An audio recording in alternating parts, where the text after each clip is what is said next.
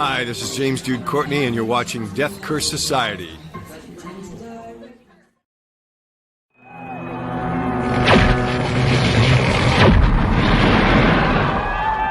Rock and roll!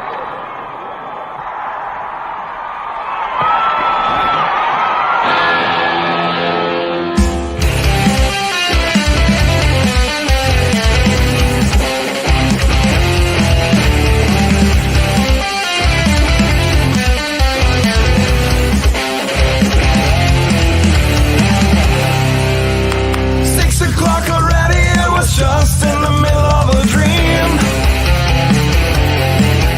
I was kissing Valentino by a crystal blue Italian stream. But I can't be late, 'cause then I guess I just won't get paid. These are the days when you wish your bed was already made. It's just another manic Monday. It was Sunday, 'cause that's my fun day. Why I don't have to run day. It's just another manic Monday. I wish it was Sunday, 'cause that's my fun day. It's just another manic Monday.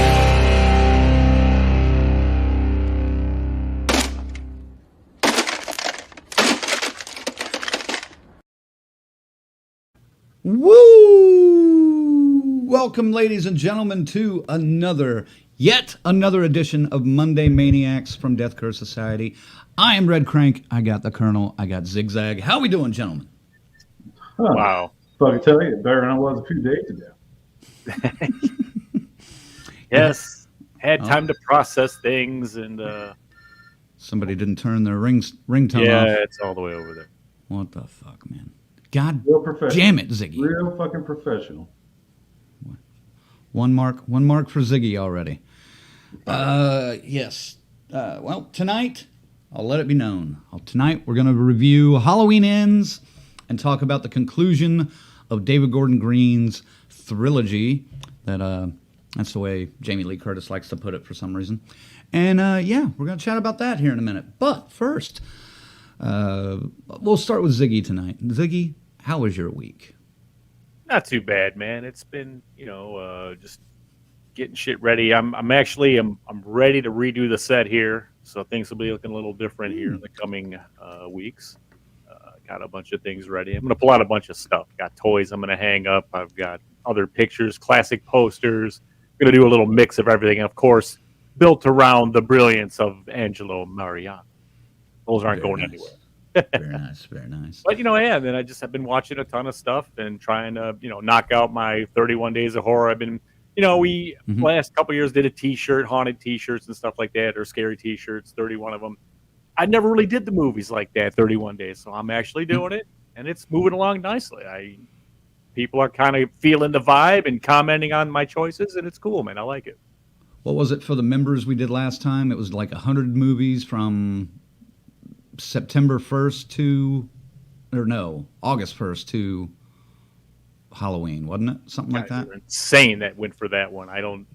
There's no way I would have time for that.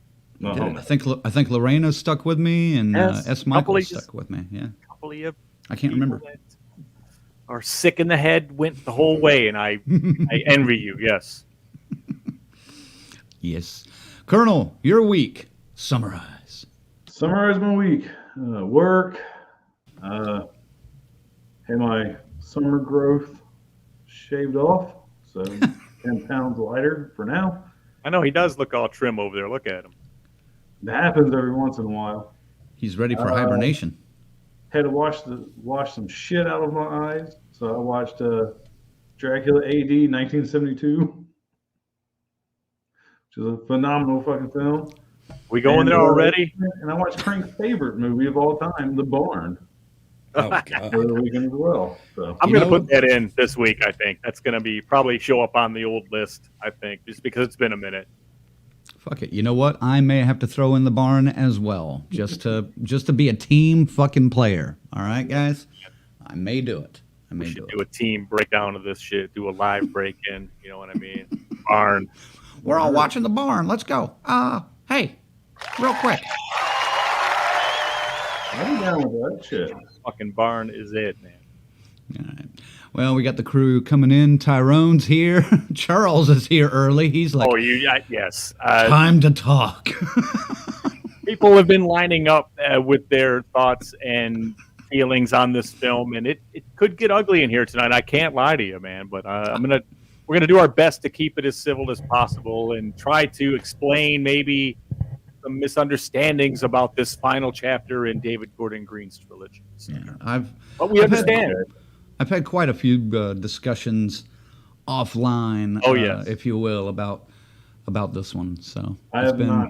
I've had 2 Thursday night and today. I have been keeping my thoughts simmer. I've been simmering, just sitting on the shit for 4 days. Yeah. So, You're ready to burst, then, aren't you? yeah. Are we gonna get any of the classic? You might. That's No. Zach. Well, Zach's not wearing his glasses, so he can't steal my shtick tonight. I'm not even wearing them. Yeah, tonight, so I can't do it. We got Dave here. We got Tanya. We got Carrie. Good morning from the UK. Good morning, Thank you for Carrie. tuning in, Carrie. We got Orlando, and yes, this is a good way to start this. Orlando, he says people are going to have different opinions about the movie, so I want to say on my part, I will be respectful of those opinions. Exactly. Good. We will be as well. It's amazing how many actual angles I can agree with on this that people have taken all the way around, because this fucking movie was shot an entirely different way for this type of film. So, I mean, yes, we're going to be all over the spectrum with this thing. There's no way it's not going to get crazy. No. If we have to, we will mute Colonel to keep him respectful, but Yes. we will try. No, I'm kidding. I'll be respectful. I'll be respectfully. I'm going to be a dick. I mean, Crank's being a dick too. He didn't even bother to put a background up. We were so kind of No. like, oh, with this fucking thing. Well, no. I've been taking notes and kind of I rewatched it again today. And by the way, Peacock, get your shit together. Did you guys watch it on Peacock? I did. I wish. Okay. Yeah, I knew you went to the theater, Colonel, but you watched it on Peacock. Was the sync so bad that like every 3 minutes you had to pause it and then restart it to get it to lock the sound up with the video? Thankfully not. It was fine, but Oh my god, damn, mine was fucking awful. that'll knock down 2 points right there in the score just for some shit. There's not 2 points left. Oh no. So go fuck yourself. Who'd I leave off on? BK's here. Yeah. He says, I got shovels, a tarp, and duct tape. Let's never speak of this again. Yeah. Tonight's going to be interesting. Surprise. And yes, I would like to ask those in the comments to, yes, also be respectful. And we are going to differ. We understand that. There are going to be people that love this film or like this film, and then there are going to be us who did not. So no, I know this is one of those that goes all across the spectrum. I dislike parts of it. There's some of the stuff I actually found interesting, and we're going to break this down, man, because there's no spoiler warnings tonight. If you're here and you haven't seen it, you might want to bounce for now. I'm just saying. We'd love to have you here, but we're going to really fucking tear this thing apart. So, everything's going to be exposed. Just free warning. Yeah. Oh yeah, this is a balls to the wall, no holds barred spoiler review. We are going to be talking about things right out of the gate that spoil this movie. Orlando's here, Faze is here, Yeah, well, Luke is here, Right. Patricia's here. I will get to some of the questions, especially if they're not about this, about Halloween Ends here in a minute. Oh man, yeah, you guys are already chiming in. Great. Oh, this is going to be a solid. The whole fucking thing. We're full tonight. We're booked. So let me throw this out there. Thank you guys to our members, our final girls, Corey, Chris, Lorena, Christy, Luke, S. Michael, Patricia, Tanya, and Tyrone. are a crazy Ralph Raymond and our camp counselors Stacy Lynn, Orlando, Kiara, and Dave.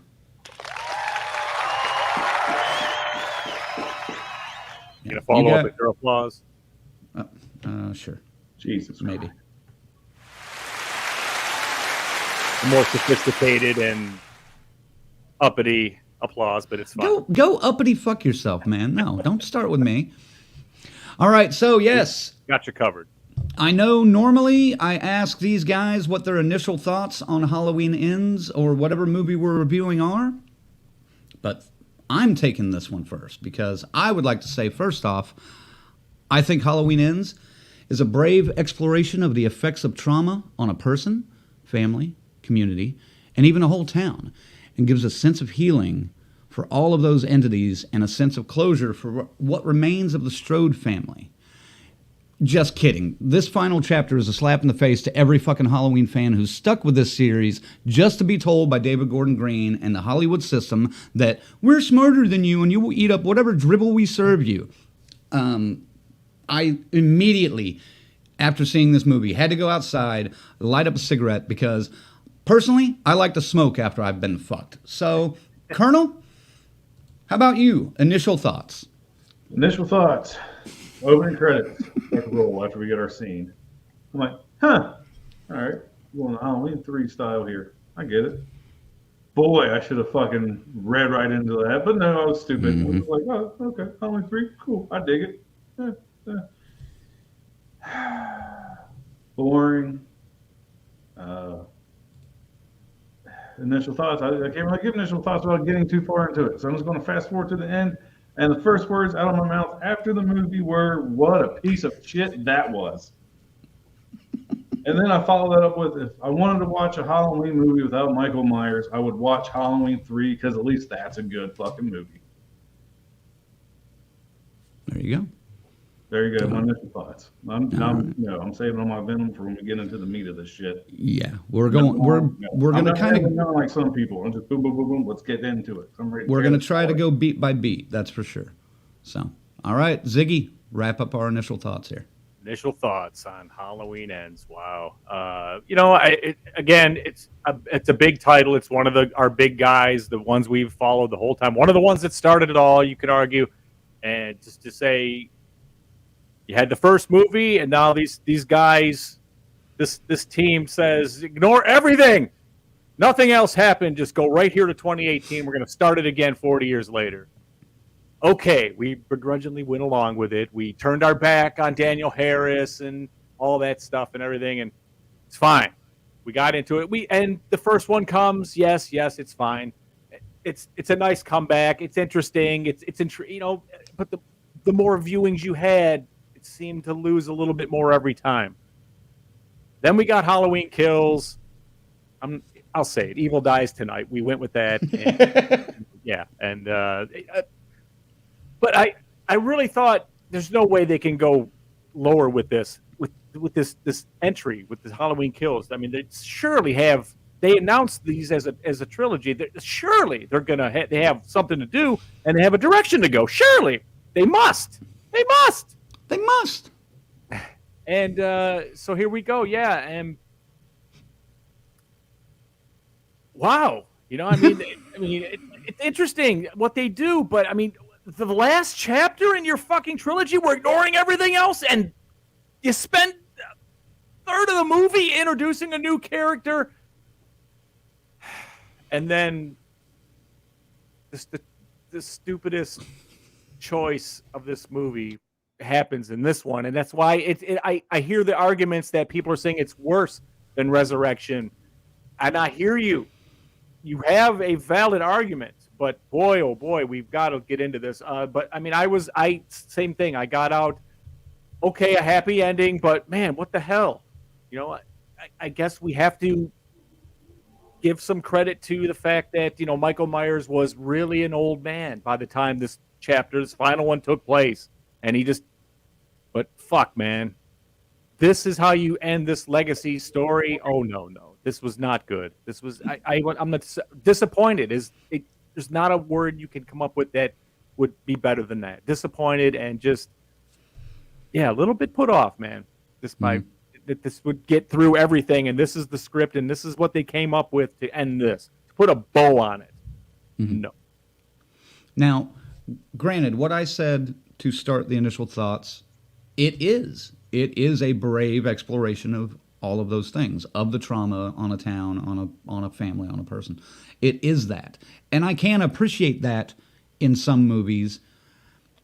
It just felt very misplaced here in, like you said, the final chapter of a trilogy. What they're basically kind of billing as the final chapter of the franchise. We know that's not true, but for the Laurie and Michael story, as we've known it for 40-something years, yes. For 44 years, yes. This is the end of it. I don't think Jamie Lee will come back. Yeah, if you're willing to accept nothing happened after the first night to this night. So right. If that's and they took some risk with this movie, which, granted, I would like to see in another movie. If this was a different franchise or just an original flick, I'd probably like this movie a lot. I'll be real honest with you. The risk they took, those seeds that should have been planted and started growing in Kills. Yes. Or 2018. Even 2018. That's where it fucked up. That's where they fucked up. Because he would have been the age of a lot of those kids, or right at that same group. Mm-hmm. Yeah. In fact, somebody just mentioned that. There we go. Luke did. He said they should have introduced Corey in 2018, small, but then had his role get bigger in Kills, not introduce this dickweed in the last movie. Yeah. And I have thoughts about that too. Near right. the end, I'll share. The first thing that comes to my mind, if you were going to go this way, this needed to be a standalone. You can't connect it to Michael Myers the way they did. That was so fucking awful. And I've seen that out there too. Some people are saying this should have been an anthology film. Yes. And yes, absolutely. And I'll even do one better. Like, have Corey he's obsessed with this whole history of Halloween and Michael Myers and Laurie Strode, and stumbles across Michael's dead body in that sewer, takes the mask and starts to become that. That I could have bought much better than what we got. So, I mean, but we're going to go, man. So I'm just saying, you introduce this new character, new fucking storyline into your trilogy that I would think you had fucking planned out ahead of fucking time. And you spent 2/3 on the movie for fucking absolutely nothing. Nothing. Just, I know we'll get into it, but fuck, I got more on that shit. Oh yeah. Dude, it's a Halloween movie, and but the thing is, Michael Myers is a real thing. It's not like he was in Halloween 3 back in the day. He wasn't even. He was a movie within this universe. Mm-hmm. So I mean, this one he comes along. I mean, look, this is the actual reaction Michael Myers had when he saw the script of how much screen time he was going to have in the fucking movie. I mean, because it's not much. Yeah. I guess we can safely assume that all three. I didn't know this until now. I kind of had an idea. I knew what Colonel's opinion was, even though he tried to disguise it, saying it's Jeff Goldblum's Appreciation Day. Yeah, bullshit. I knew what you were doing, and I wasn't quite sure what Ziggy's line on this film was yet, because we haven't talked this much this weekend. So yeah, I guess it's safe to assume we all pretty much hated this one. So. Not even hated, because like I said, I was intrigued a bit by Corey's, the way he was fucking, what happened to him, just the trauma that happened to him. And then this is subsequent bullying that's still coming at him and stuff. And we're witnessing the creation of a fucked up person. Cool. But then it gets just a little off the fucking roller coaster track, man. It's just, yeah, a little bit. There were too many roller coaster tracks. That was the thing. There were too many, and then they came to a collision at the end and fucking fucked everything up. So, that in my opinion. Let's go ahead and get into this, though. So, all right. So, Halloween Ends starts with the tragedy of Corey's bad night of babysitting from 2019, which, like we just talked about, we could have included that in the 2018 movie and then led through his trial, or not trial, but like legal issues afterwards, and him falling apart during kills, and then this could have been ends, or part of ends maybe, but that's a whole different story. How did that beginning sit with you? Now, I will say that was one of the better jump scares I've seen in a while, because I actually jerked quite a bit when that kid hit the floor. Colonel, start with you. Most hilarious scene in the entire fucking movie. I was laughing my fucking ass off, and so was my oldest. Literally, packed theater, man. Because it was fucking great. I mean, it was a good. It was a good intro into the movie. It was a good opening scene. I mean, we got blood. You got the story and set up the timeline. Like, okay, we truly are going to be moving ahead in the future. It did its job. I'll give it that. It did its job. We had a comedic relief right from the start. Thank you, Danny McBride. So there we go. We did say, by the way, Alaskan. We did say spoilers. This is, I mean, it's in the title of the video. This is a spoiler review. So, yeah, if you haven't seen it yet, that's your own fucking fault. God damn it! They got. We don't mind. You can take the night off if you haven't seen Halloween Ends yet, because they got Peacock up in the Pacific Northwest. You fuck. We got to get this shit out, man. This has been fucking like a fucking festering boil that has to be lanced. Oh, dude, I was so pissed Thursday. I was so pissed Thursday night. And then I got a message from my friend Jen, who went to see it with me on Friday morning. It was just like, raise your hand if you're still pissed off about Halloween Ends. Friday morning, I wake up to that, and I'm like, all weekend, I've just been fuming. There's 2 other movies that have affected me this way, and ironically, they're both in the Halloween universe. The last one was Kills, which I told you I just walked out of that theater so pissed off. And then the other one was the first 30 minutes of Rob Zombie's Halloween. And I think Carrie mentioned earlier, someone, it looks like someone owes Rob Zombie an apology or something like that. Yeah, there we go. I think Rob Zombie is owed an apology. I will try to get back to some of these comments as much as we can, guys, but this is going to be a lot tonight. But that first 30 minutes of Rob Zombie's pissed me off, because it took 30 minutes to do what John Carpenter did in a 6-minute tracking shot. But anyway, so Ziggy, what did you think of that beginning? That was a pretty nasty thud, but I mean, you're sitting there going like, wow, what the fuck is going on? I was expecting, of course, I think we were all expecting Michael Myers to jump out in there at that point. But yeah, man. So right away, you're thrown off your seat, kind of like, oh, okay, well, where are we going? What is this? Because it's, there's nobody you're familiar with at this point, and you're spending 10 minutes here learning who the fuck, just seeing what's going on this night, right? And then you kind of jumps ahead 4 years after that night, then or 3 years at that point, right? Yeah. And then, this dude is trying to make time with, Laurie's granddaughter. And, we got to get to that too. I mean, when we get to Laurie, the Laurie line itself, the storyline itself of hers is interesting to talk about here. I didn't like the way this one started with that beginning. I think that, again, it just did not fit in the last movie of a Halloween trilogy to be called Ends. I just don't. It was misplaced. I'll leave it at that. Absolutely, yes. Having said that, you know what I mean. It's we've already kind of said that shit. They spend like a third of the movie kind of establishing this guy, and before anything even goes awry, and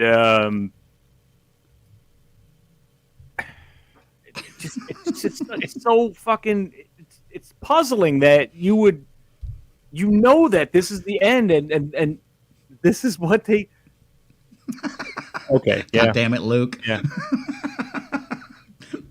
I think you got both of us. Okay, now we got to show it. Luke said it should have been called Halloween Craps. All right, yeah. All right. Yeah. Okay, so you mentioned it. Let's get into this. There were a lot of unbelievable plot points throughout this film. And I think Bobby from YouTube is bringing this up also, including the marching band kids being the bullies and Allison's immediate attraction to Corey. I did not buy into their relationship at all. It felt so forced. Ziggy, how did you feel about the love story shoehorned into ends? I mean, it's convenient because because when things start going fucked up, Lori spots it right away, and that's why this was so important, and it plays into how this goes down too. I mean, oh my god, the more I think about this, and and watching it again, it's just it's so silly. Did you watch it twice? Yes. Okay. Yeah. It just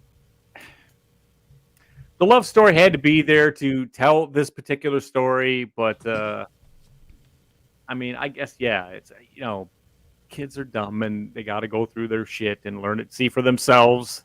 But again, how tragic, you know what I mean? What the fuck? Some Romeo and Juliet bullshit at the fucking, you know what I mean? I don't even know what they were going with that, but it's not good. It's not good. No. There's my partner in crime for this movie, Royal Jen. She says, dumbest love story. Yeah. Yes. Colonel, agree? Yes and no. I agree that it felt very fucking forced and very fucking fake.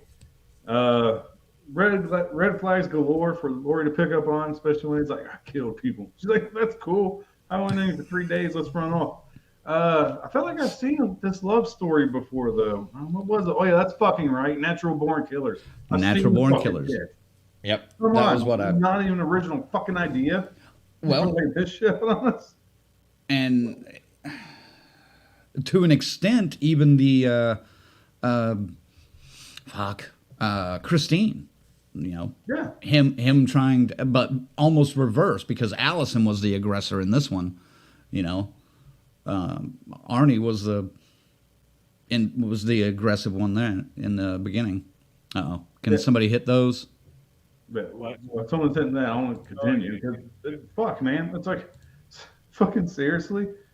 For me, everybody knows I'm the girl that got away. Oh, I'm the guy that killed a cat. We're made for each other. Man, shut the fuck up. Like, dude, you telling me Lori couldn't, or fucking Allison couldn't get any better dick than that in fucking Haddonfield? Come on.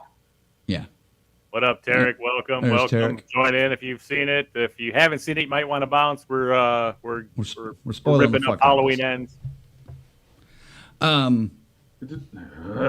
Yeah, it was such an unbelievable love story. I mean, it could have been written a lot better, but it would have taken time, I think. And they didn't have the time in just one movie, which, again, leads me to think if they had introduced Corey in 2018, he could have been like, not even a friend of Allison's and Cameron's and all that group, just an acquaintance. They bump into him. He's like the geeky kid, the weird kid they stay away from, But then it builds up over the movies, and then...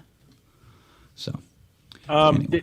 I have to say this. Did anybody else get distracted by the fact that kid Corey looked just like Richard Kind from like Spin City? Did you catch that at all? He looks like he could be his kid or something. He's got that same fucking face and nose.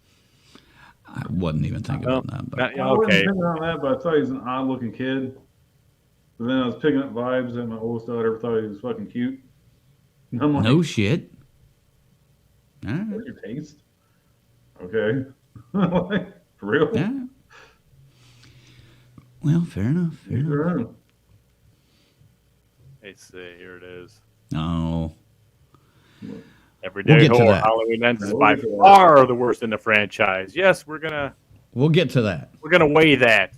I think at least one or two of us agree with you there. So, all right. Well, where's my next question here? Did you buy the bullies? That That was weird. I know they were trying to do something different, but I didn't get it. It just did not work. The band bullies. That does not work for me. It didn't work, but I got it. Because kids today are like that. I mean, they're not, but I mean, you got these social media, these TikTok challenges of people these kids sucker punching old dudes on the fucking street and shit like that. There's little bastards like that fucking running around nowadays. But then again, I'm supposed to believe this dude's some fucking killer. And like, he's getting picked on by a scrawny ass kid with a fucking mullet. Like, dude, just fucking backhand that little son of a bitch. Like, get the fuck out of my way, dude. Just keep fucking walking. I just picture that was a little Ziggy carrying the drumsticks around with him everywhere he goes. Probably was. Ziggy probably had the fucking same mullet, dude. Probably had that same mullet and everything and picked on, They called it a travel clothes. bi-level back then. I was pre-mullet. Luke says the bully with the mullet. I wanted to Leatherface him so bad. There would have been a line like an airplane where it's like, I got to get out of here. Calm down. Smacks, pipes, all kinds of things. Fuck. Oh man! At least not one of the bullies didn't like grab his lunch and like put a switchblade through it and let the milk all drain out or whatever. I watched that earlier today. I need to again. Jen says even the bullies sucked at being bullies. Yeah, it was an odd choice for them to be the bullies. Then like they fucking so sadistically throw them over a fucking bridge. But it made sense when we get to a certain part. I got another fucking comment that has to do with something. Not the bullies, but you guys will fucking see what I'm talking about. Okay. All right. Let me move on. To me, was Allison also a little too aggressive in her approach to Corey? I mean, is that representative of the younger generation today? Because it seemed very forced, and honestly, I don't see people normally being that honest with people or with each other on like a first date either when they're talking about, things after the Halloween party that they go to, the costume party. I'd appreciate the honesty if I was in that position, though. Like, oh, thanks for being honest. Have a good one. Like, at least they're letting you know the crazies out there on the fucking table from the start. You don't find out fucking months down the road. Fair enough. But, I mean, is that representative of how things are today? I mean, I've been kind of out of the dating world in a while, but... I do think it's, to sensitize people, that is a thing, with the way, you got Pornhub and everything to look at. So first dates can be, crazy now. Let's consider she had a lot of trauma. She had some boyfriends perish already in her recent past. So, I mean, maybe she's a little fucked up and she's being a little aggressive. She's forcing it, trying to reacclimate to normalcy. That's kind of the way I took it, But yeah, normal. She stayed with the fucking cop that was 20 years her fucking senior. Yeah. No, that's another odd. I was like, what? What's going? What? This guy? Yeah, Doug, I think was his name. Okay. Doug. Yep, Luke agrees with you, Corey. I killed someone. Allison, no problem. Her mother, ex-boyfriend, and friends murdered 4 years prior. No problem. Yeah, right. Rookie. Good God. Here we go. Luke says, good point, Zigzag. Allison just needed to go to a Cannibal Corpse show and get it out in the pit. Right on. That, hey. I've released some good anger in the past. He's got a major point there. Yeah. Okay, next. Next question I have for you guys is they try to say how the town is infected by the evil of Michael Myers and the aftermath. But while some victims are blaming Laurie for their pain, such as the lady in the grocery store parking lot who got stabbed through the neck with the fluorescent bulb, others are poking fun at Michael, such as the bully marching band kids, when they're taunting Laurie going into the store, and then the radio DJ. Did that juxtaposition seem to fit with the theme of the film, or did it conflict with their own message to you guys? Colonel. I mean, I see their point in putting it in there, I mean, you got the monologue from Lori at the beginning of the movie, which is writing her book. You know, so it's just kind of filling in what they said earlier, like confirming, like, hey, this is what's going on in Haddonfield. Well, I found it super unbelievable. Yeah. Like, you know, Haddonfield's not such a small town like we thought in the originals, based on, you know, the highways and everything else going through this shit now in 2018 established that. Yeah. To me, man, that's just shit you have in any fucking major city. You have crime, you have kids doing stupid shit, you have bums living on the fucking bridge, you know, taking a sip and giving the sip to the guy who lives in the fucking sewer. I mean, that's just, I mean, Cincinnati's like that. Detroit's like that. I'm sure fucking Stillwater's like that. That's just living in a populated area, man. That shit ain't fucking surprising. You're confirming your story, but at the same time, anybody lives in a major, you know, populated area, that's just normal. Yeah. It does seem like it's a much bigger town than, like you said, we were originally led to believe. But that may just be a 2018 thing, you know, or this trilogy. I think in the original it was intended to be, Yes, you know, a small town of like 3,000 to 5,000. so they're scouting their locations are telling me that this ain't a fucking small town anymore. Right. Things go, you know, they gentrified fucking Haddonfield and built it the fuck up, I guess. I don't know. So big that they got a huge radio station right in the middle of town. Yeah. But yet they still have a small ass IGA. What the fuck? You don't have a super center or anything like that? Yeah, where's your goddamn Costco at? Huh? The fuck? Oh, man. That's on the interstate, on the other side of town. Boy, the evidence is piling up over here in the comments section, let me tell you. Hit some if you want, because I'm having a hard time keeping up with them while I'm trying to keep going with the you know, just like things questions. like, you know, Luke says, Kyle Richards had just a cameo appearance, wasted character, you know, BK. You know, they've been looking for Michael for 40 years. Nobody checked the giant drain pipe. The cops didn't have dogs. Yeah. Yeah, I mean, I think that's close to my next question. Yeah. Well, I got something to say on that, because when I thought right away, like, wow, so much for, you know, town standing together and shit. You know, in the last one, they were all ready to go, and they all got whooped at the end of the movie. So I just, fuck Laurie Strode, man. You run across her, you get fucked up. However, does kind of come back together at the end, and I thought the fucking sheriff was going to say evil dies tonight, dude. I was about to fall out of my chair. There at the end? Yeah. Yes. When he finally showed up? Yeah. Yes. I thought so. So, Don't even get me started on that. We'll get to it later. I see why they were trying to do it, and I think I don't know. I feel it was just like a poke, like more of a, here we go. Tara kind of summed it up. I think it does fit with the theme, because it is like a fourth wall break, winking at the audience and saying, we both know there's a metaphor going on here.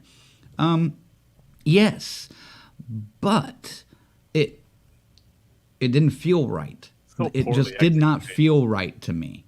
So that was one of the things I did not like about that juxtaposition. It was just forced. It wasn't organic. It was forced. Everything in this movie was forced, though, almost. Like, if you guys remember the movie Don't Be a Menace in South Central, drinking your juice in Juice the in the hood or hood. whatever. Yeah. And you know how every time Ken and Ivan Rains walk by, it's like, message. Like, I literally felt like they should have a character doing that every time they did some shit. Message. And he just fucking walked off the screen. Now we have to make a parody of this film and do that. I think they do. I really wonder how much of this was, you know what I mean, was done, or maybe were they like, fuck, maybe they were already tapped after Halloween Kills, and they said, fuck, we But fucking from my got to do understanding, 3. We got to do They 3. planned this out, and they filmed them back to back. From my understanding, like, how is there such a big fucking disconnect between two films? Right. Well, and the fact that, you know, they're talking about Laurie teasing, you know, the mentally challenged Michael, as they put it, and I think in one point in the movie, and they're pissed off at him, or pissed off at her about that. It just seemed like, wait a minute, that I don't I don't see what's going on there. It just seems really weird. Really weird. All right, let's move on here. Not counting the flashbacks in the beginning of the movie, Michael Myers makes his first physical appearance in Halloween Ends at the 41-minute mark. Wow. Okay? Although that's not unusual for a horror film to delay the initial reveal of their villain, it seemed like a mistake for the final film in the saga. What did you think of the explanation of Myers hiding in the sewer, taking victims as they became available down there? Or it seemed like he was taking... There were a lot of missing person posters and billboards and stuff in the background. And him staying hidden for 4 years, did that sit well with you? Because with me, it did not. Ziggy? No, it was. It just doesn't fit the MO. You know what I mean? And I understand we're supposed to buy into this. Colonel just said, "Fuck it," and we're out. Yeah, I think his guts turned on him and said, "No, this movie's so fucking bad. I have to shit now. I mean, right now. Okay." And he probably left his mic open so we listen really quiet. No, I'm just kidding. Yeah, man. Listen, it's a Halloween movie. That's the thing they forgot here is that you almost have an obligation to, I don't want to hear it. I appreciate an artist's view of trying to do something different. I do, but man, this is different. This is sacred ground. You kind of have to obey some of the signs, dude. And it just wasn't done here the right way. In my mind, I can kind of give it a pass on the Michael Myers stuff as how old was he? In his 70s by now? Michael? Yeah. Or late 60s, yeah. Mid to late 60s. That kind of helps with some of the treatment of Michael in this film. This fact that it's his age and just, you can't beat the clock ever. Well, he would have been 61 in 2018 in Kills, and then 65 in this one. So, 65. It's his retirement age. He can retire now. That's why he just lived in the sewer and passed the mantle off. Yeah, but no, he was old, man. But I mean, it's the fact of they made that choice to have this guy show up to be a potential victim. And then, oh no, he sees the suffering in his eyes and in this boy's eyes, and all of a sudden you get a head tilt instead, and you get let go. And now, it's in you now. The supernatural evil is contagious, can be passed along by choice. I looked at Jen when that was about to happen, and I was like, they're not about to Freaky Friday this shit, are they? And then they Freaky Friday'd this shit. And I was, again, that was the third or fourth time I just got pissed at this movie. What, you hadn't made the Freaky Friday comparison yet? No, I just, when that happened, I just went, are you goddamn kidding me? I did, man. And that actually made me angry. I was like, you know what? I'm going to see where they go with it. But I'm not happy right now. At this point. So sorry, what are we talking about again? Get in here, Colonel, man. No, I had to stop the AEW match. I was going on above my fucking head. So what are we talking about? Colonel, we're talking about, like, how did you appreciate them, their idea of Michael just hiding out in the sewer for 4 years and like, that basically. That was dumb as shit.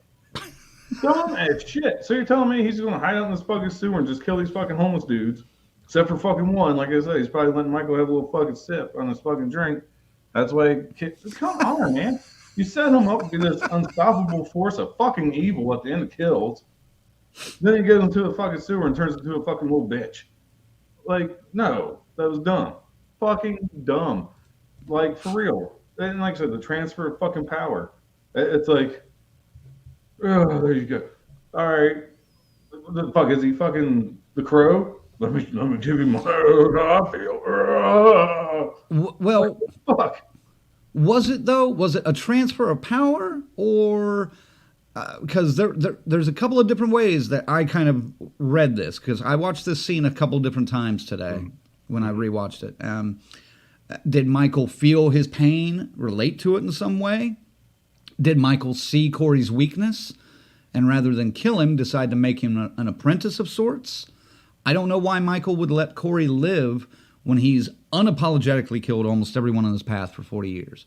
So Exactly. what the fuck was that? Like, I it think was fucking stupid. It was fucking stupid. Like, they set out. Hold on. Oh, I'm sorry, Colonel. I know you had your rant while I was stopping the wrestling. You match. did. Hold on, give me a minute. Allow me. No, I don't need one. I can do all. They can be all three. Joe, the glasses aren't coming off yet, so you might as well make Okay. it one. We'll save that for the glasses. But fuck, man, like seriously, why is he that fucking weak? He's going to use this dude to take him to fucking kills because he doesn't want to leave the fucking sewer all of a sudden? Like, it just made no fucking sense. None. Yeah. I'm done. Zach, go on. What were we talking about? No, I'm just kidding. Yeah, that was absolutely. He sat there. He said, "Oh, you know, my time on this planet is almost done." He recognized this in his twisted mind, and yes, I'm going to take the evil and push the red button and transfer it over to this guy, and he'll be the new. I'll show him the ropes, and then he'll take it over, and we'll live on somehow. Mm-hmm. And that, but he takes it back. Yeah. Well, and here's another ridiculous part of that whole sequence that I didn't really even put a question in about, but I figured would get brought up.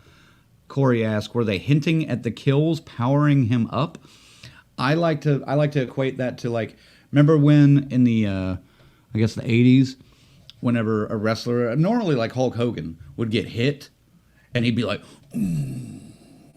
You know, and then the guy would hit him again, "Ooh," and he'd just start, or Macho Man, or not Macho Man, Ultimate Warrior would do that.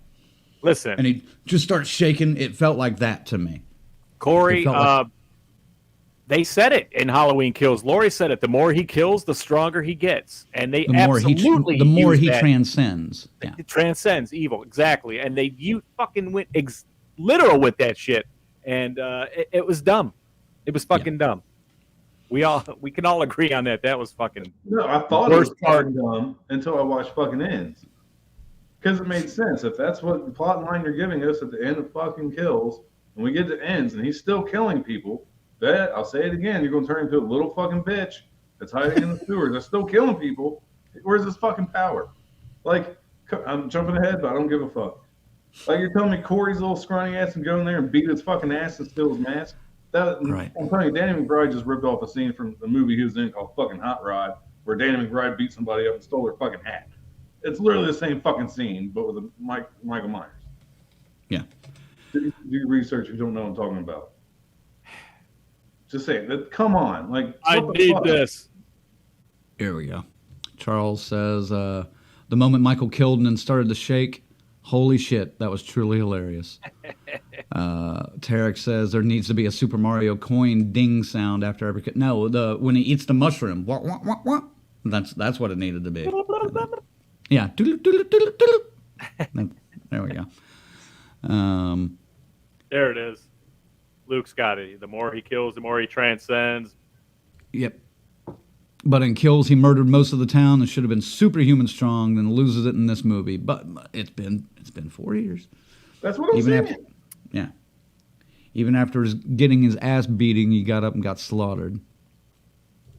So, yeah, there we go. Yes, the grow mushroom. That's one. Yes, hello there. There were a couple other ones up here. Here we go. Spider Charles Master has joined us. Yep. Charles says the touch of evil was done better in 4. I could see that. I thought right. so. Okay. Yeah. Okay. The Thorn trilogy, I guess you could call that. Yep.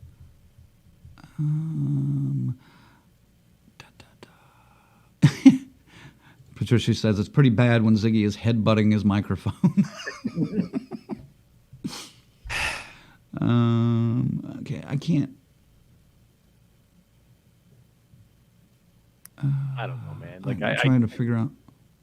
I just kept waiting for them to wow me, and at some point you just knew it's like, Jesus, this is. I just wanted to see how it was going to go down. Now, okay, who's living, who's dying? That's what it pretty much came down to the last question, because I didn't give a fuck about what they were doing. Obviously, Michael Myers was a secondary piece in this one. So I mean, up to the end, the last 15 minutes. Right. There we go. There's one I wanted to hit. S. Michael. Oh, What I got happened? Seth up there first. Oh. Go ahead. S. Michael said, I saw a meme where Pennywise was standing next to Michael in a sewage drain saying, "It's getting crowded in here." I've seen that too. Yeah, and then somebody else threw in, did the turtles show up? No, yeah, we've heard them all. We've heard them all over the last week. It's been funny. All right, I can't keep up with all those. You guys are going crazy. Yeah, Seth There we says, I'm disappointed the band bully with the mullet didn't call Corey Cunningham. Exactly. Yes. There were Yeah, a lot but- of Christine kind of feelings there, I thought, too, or comparisons could be made to that as well. Oh, dude, I think Luke mentioned it earlier in the comments about you might as well just put Halloween Ends title on the Christine movie, and it's pretty much the same. So, pretty much the same. Da da da.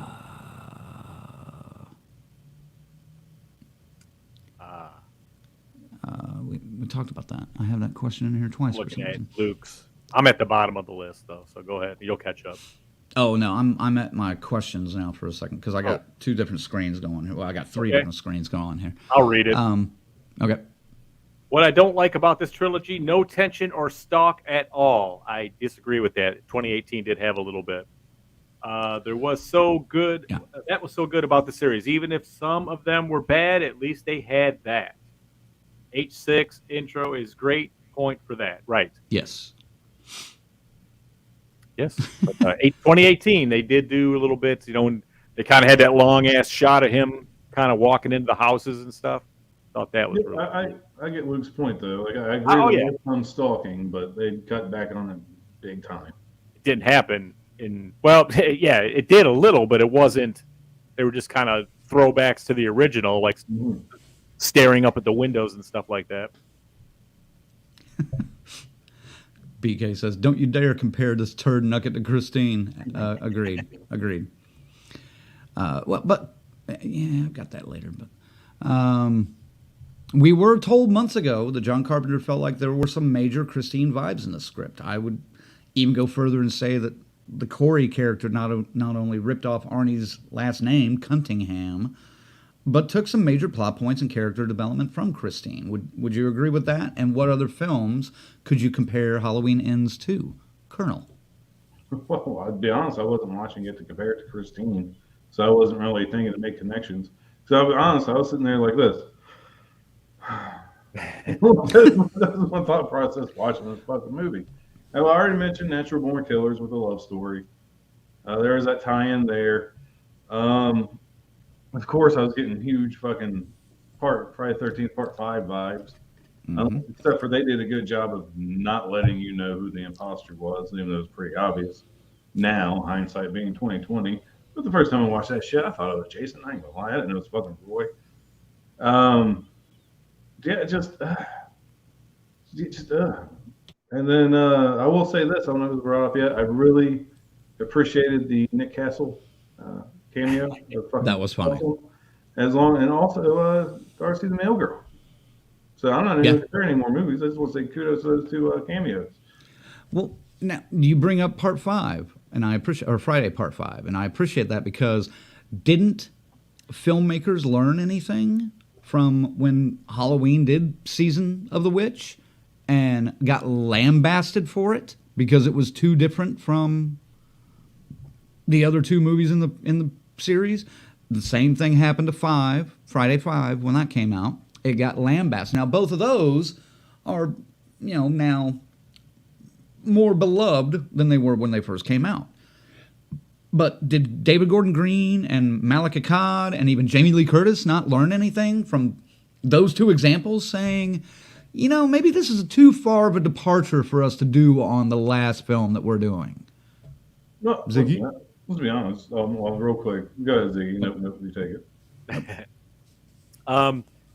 I think they all really thought and really believed, you know what, we're going to do it better, and they're going to understand and get it this time, because God damn it, Laurie Strode is going to be telling them this time, so they're going to take it from me.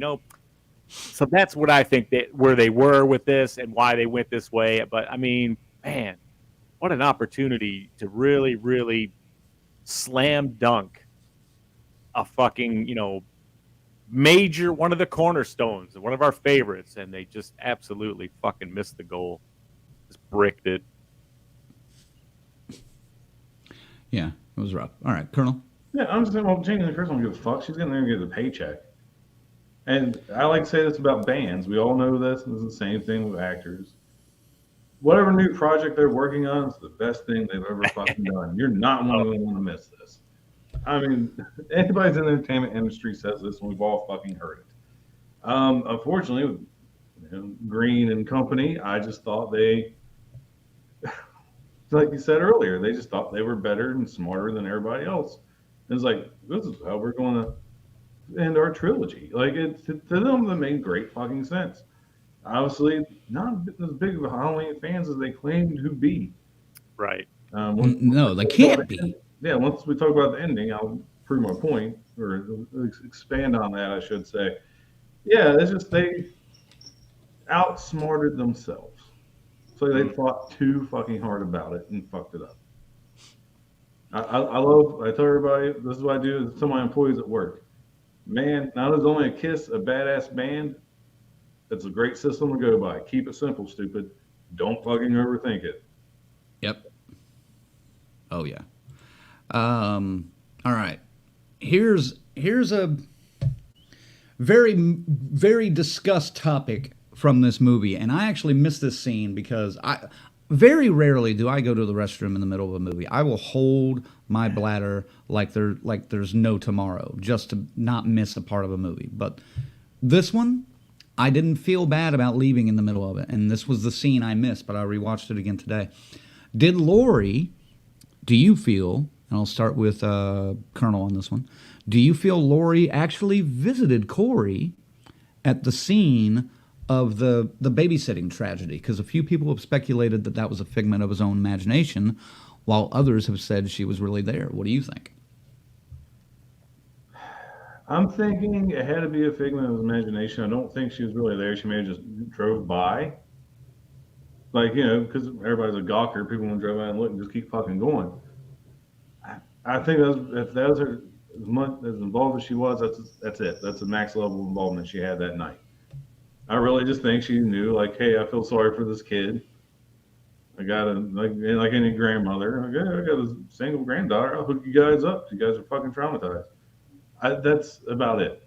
I don't think she really knew any more than Corey about other than his story and how he was being treated in town. Okay, I agree with you, because the point where at the end of that scene she just kind of disappears, that's one point that makes me think it was a figment of his imagination. The other thing was she's sitting there making paper airplanes, or making a paper airplane too, which she wouldn't have known that part of the story. He would have, and Allison would have, because I think he told her about that when they visited the house. But Laurie wouldn't have known that. So that was kind of my tell about that being a figment. What about you, Ziggy? Did you? And I never saw her in that outfit ever during the movie or ever again. What about you, Ziggy?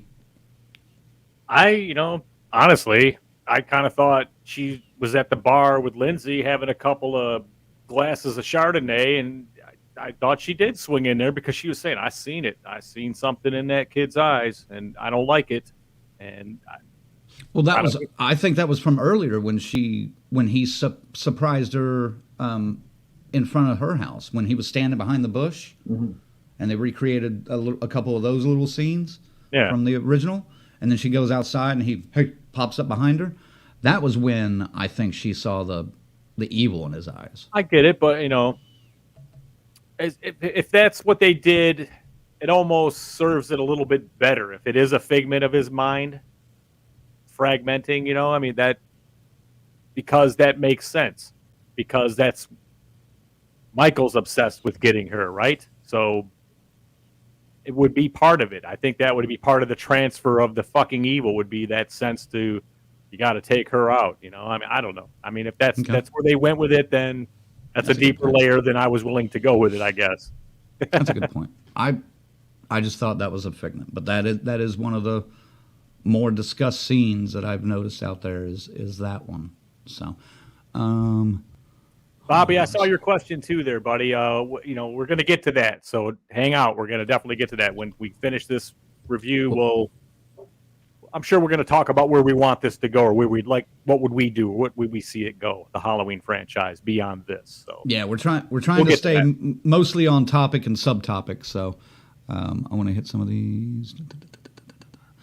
Lorena says, yeah, totally. I don't think Ends bears much resemblance to the original script, and you have convinced me that it's mostly a crap fest.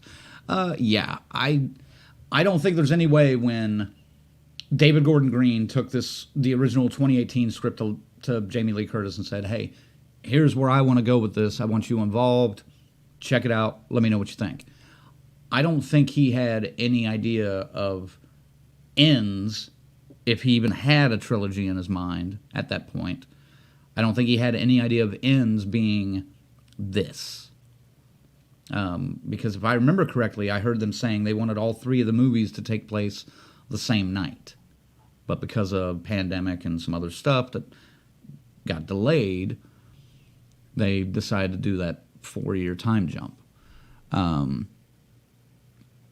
I personally feel like, and I think I've seen Charles and maybe Luke and a couple other people, and I'm sorry if I'm getting the names wrong, but I've seen a couple of you guys say Jamie Lee Curtis maybe had too much input on what this third story was about.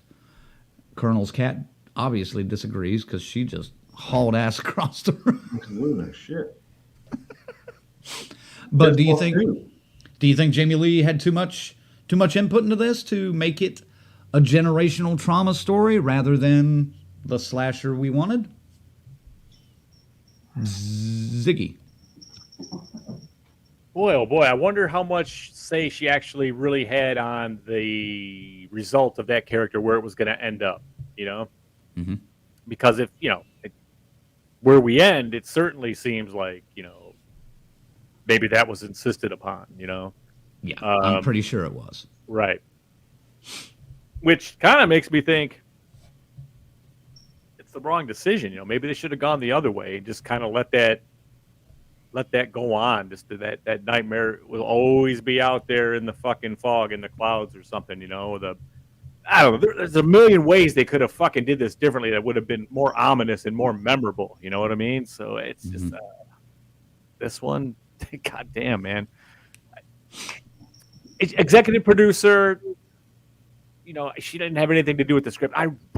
We need to see those. I don't know. Scripts. I mean, she's not listed in the screenwriting credits, no, but I guarantee you she had something to do with that. I'm sure she had libs. You know what? Lori wouldn't do this. She wouldn't do this. So this is what we should do. Probably stuff like that, Would Lori talking about, you need to find a guy that makes you want to rip your shirt open, expose your tits, and say, I'm ready, let's go. Exactly. Dude, I'm sitting there watching, I'm like, this ain't fucking Lori. Like, what the hell? That seemed random as fuck. Yeah. But I think she definitely had a say in that character. Quite a bit. As, to a certain point, she probably should. She's earned it. She's played this character for 44 fucking years, okay? But don't fuck it up. Don't let your ego fuck it up, and the ego fucked it up. Fair enough. Charles, I want to hit this one. Charles, I would love to... I'll say why here in a second. Let me read his comment. I would have written this differently. For one, no Corey. Would have continued the story on the same night as the other films. Laurie would have died, but died fighting. Allison lives, but barely. Michael would have been an unstoppable force. It takes more than one person to take him down, possibly multiple gunfire to immobilize him. After I got out of this movie, I had to drive like an hour and 15 minutes back home. And that entire drive, I was sitting there formulating scenarios. And this may be my new thing. I may just start rewriting movies that we watch that we think are fucking awful, just for fun. And, you know, doing what I think would be done. And I may start with Kills and Ends and just rewrite both of those movies. So, but yeah, Charles, we should definitely talk because I have some. I know one interesting thing ideas. without telling you how I would have filmed it or anything. But boy, did this feel like a fucking fan film. Like at times I was just like, Ooh. no, Wow. no. I hadn't really thought of that, but yeah.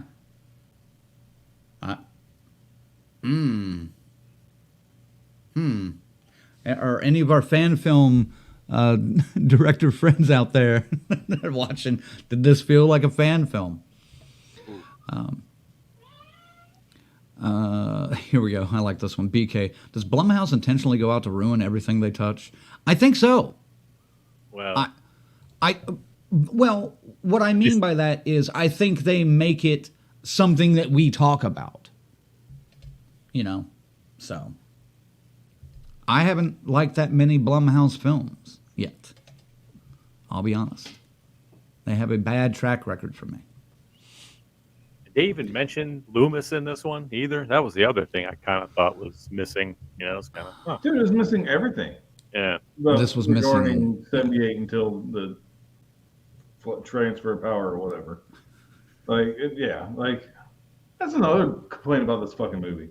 You're going to feed me with a bunch of flashbacks and all this other cool shit, tying it back to the original in the first two films, and we're going to get absolutely fucking nothing. Just some flashbacks to the closet scene. That's it. Yeah. Yeah. Fuck you. That guy's amazing portrayal of Loomis and shit too. I mean, just for the fuck of it, they should have had him in there. Here we go. Luke says, what's funny is that those bigwigs think we want the same thing. We don't. We want you to not make us, the viewers, feel stupid and don't disrespect the original source. I don't mind the same thing. And I have a little teaser coming here at the end for something here. But Raymond says, H2O is looking like a good film now. We'll touch on that. Dude, I like H2O, man. I think Well, it's got a better Rotten Tomatoes score than this fucking movie does. I'll just leave it at that. Like I always say, if they would have ended it there, if that was truly the last Halloween movie, that would have been fucking epic. That would have been fine. Yep. Yep. You see the one from Iceman? I'm getting down there.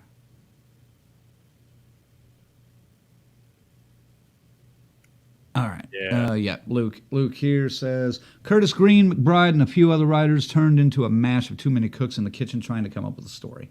Agreed. Iceman. Hey, what's up, Iceman? I know who you are. Of all the Halloween movies, I was always telling myself what's missing. Oh, a love story. Right.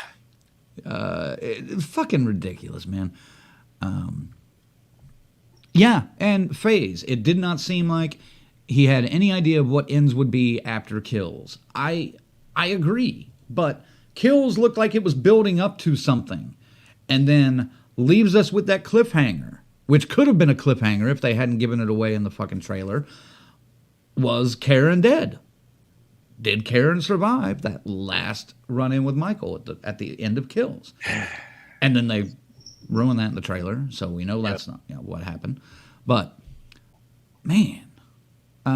Cherry on top of the bodies that were stacked up at the end of Kills. Terrible.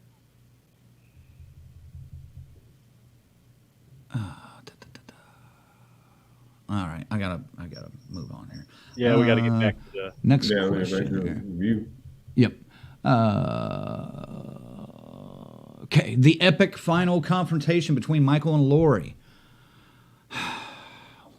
Were you expecting more? Ziggy. It was it's actually pretty good. I kind of dug it. You know, they throw down pretty rough. You know, and I mean, and it's, dude, the whole suicide thing. I was like, God damn, you know. I mean, again, trailer fucked it up, but I mean, it still was pretty powerful, you know. And but that was, you know, with the fake, the imposter, and well, you know, who at the time he had the power, though. So yeah. But yeah, when they throw it down, you know, I honestly I wish it would have went a little bit longer, you know, a little bit more brutal. But I mean, it kind of gave you everything you wanted. It was a quick, little bit longer than a Mike Tyson fight back in the day, you know. So, But remember how pissed off you got when you paid for that pay-per-view? And then the fight lasts 30 seconds, and they're like, "Oh, thanks for tuning in." right? You Yeah, know, I mean, it went $49.99. It's a little better than that, a little longer than that, but not much. And a lot of people aren't liking how it worked out that way. Yeah, But what else were they going to do? Colonel. What else were they going to do? What else were they? Well, I can tell you what they should have done. It's actually made it feel like it was worth the fucking build up for this fucking trilogy. Like you said, it was a little bit longer than the Tyson fight. What the fuck? Like, so much. It should have been so much fucking more. And I think I would have been a little more okay with it if that wasn't the most action we've seen out of Michael the entire fucking movie. Like that scene is the one scene where it felt like he was alive. Right. During the entire movie. Pretty intimidating, and you know, Yeah. Fuck, dude, that jump scare fucking got me, man. I don't even worry about the jump scare. That didn't get me. When he sat the fuck up, yeah. It was just, dude, like that's what we've been waiting for since 2018. 4 fucking years, and that's the payoff we get.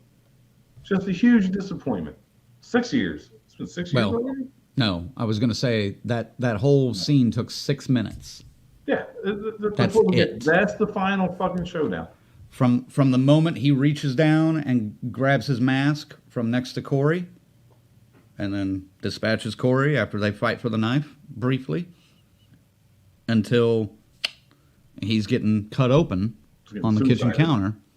Yeah, till he's on the kitchen counter. That was 6 minutes, and that's all it was for what was billed as the epic conclusion of Laurie and Michael. You're giving us this big build-up. I'll be honest with you. I could see why Jamie Lee Curtis is saying, "Oh, some fans aren't going to like this ending." Yeah. No shit, because bitch, you should have fucking died too. Yeah, but man, isn't that seriously? Like, dude, that would have been that's the way you want to fucking end it. That's the ultimate fucking ending. It was there. You would have went and did the Excalibur ending. Yeah. It was there. It was there. They could have. It was set up. We've been set up for that ending for. This is 18, goddammit. And then she hammers him down to her fucking island and slits his fucking throat and wrist. In retrospect, that I would have been more satisfied with that than with what we got. I mean, even though I'm not completely pissed off that we get to see a happy ending for Laurie Strode, I'm not. I'm okay with that. Ending. Oh, she goes to see the cherry blossoms in Japan while her fucking granddaughter fucking leaves town. Who gives a fuck? She's writing her book. She's gonna get paid. She's going on the fucking this talk show circuit. And here's another one that pisses me off. Has nothing to do with this movie, but it kind of does. Everybody kept dogging Rob Zombie for having Loomis write a fucking book and touring on it. Here we got fucking Laurie and Halloween Kills writing a goddamn book, cashing in on her experiences. Fuck, then what the fuck? Well, oh, poor Laurie. Her granddaughter's leaving town. Who gives a fuck? if anybody else was should have wrote a book, she's the one, I guess. But I don't know. I mean, again, yes, it would have been more poetic for one last lunge right to the neck of Laurie, and she bleeds out slowly. Granddaughter screams, and now the trauma. She's, Yeah. Well, I mean, they had that moment. They had that moment where he pops up and grabs her throat. He could have just cracked her right there, or choked her to death right there. And then Allison shows up a little late, but no. Allison has to show up and just magically break his arm like really badly. That Yeah, was like she has the strength to do that shit. Like, fuck, come on. Dude, I'm telling you, she could have fucking hammered him down to the fucking island like they did. She could have slit his throat and his fucking wrist like she fucking did. I just needed one to the fucking jugular on her, man. One last final little, then he's dead. Colonel, I'll do you one better. Then granddaughter comes in and sees this scene. They're both dead. Lori's laying slumped over. She runs out to see the cops, comes back. He's fucking gone. That's how they should have did it. That's how they should have did it. That would have been cool, but I'm happy for both of them to be fucking dead. Or how about this? I mean, Allison was super horny. Maybe she walked in, found Michael strapped to the table like he was, and just like, wonder what he's working with. Just jumped on and went to town. A full-blown American Horror Story season 3 there, huh? Something like that. Iceman said he was hoping he would have pulled Lori into the grinder with him. Oh, wow. Don't even get me started. All right, I want to jump on that one. Are we there yet? Or can I? We're close enough. We're close enough. All right, so that fucking grinder thing. For one, I'm like, okay, this is fucking dumb now. Like, I already thought it was dumb. But, all right, they're going to strap him to the hood on top of a fucking car, parade him through town like he's a fucking deer or some hunter just fucking killed. But look at my trophy. Let's drive through town, folks. Let's all meet at the fucking junkyard. Never mind all these fucking dead kids, and fuck those kids, but still, they're still all over the fucking place there. Yeah, they get to the grinder. I'm like, where have I seen this at? Oh, that's right. Here's how they got the idea that the final fucking ending to their movie. They were scrolling on fucking TikTok watching these goddamn grinder videos where people put propane paints and fucking washers and bicycles in the shit to see what grinds up. Have you guys seen these? Oh, yeah. Yeah. So you're going to steal your fucking ending from fucking TikTok? Get the fuck out of here, man. I mean, you saw that grinder showed up twice. Oh, they foreshadowed the fuck out of that. I was like, oh, who's going into that thing? Yeah. Jesus Christ. So how about Colonel? He's dead. They're going to throw him in, and then the hand grabs her by the ankle and drags her into. That would have been better. Happy with that? Like, fuck, let her fucking slip on his blood. Like, shit, like something stupid and fall in. Like, I don't care. That's dark as fuck. Don't write your endings to your movie based on fucking TikTok trends, goddammit. Well, that was the entire reason for having Corey work at a junkyard in the first place. So that was it, as far as I could tell. So, Carrie makes a good point about this, though.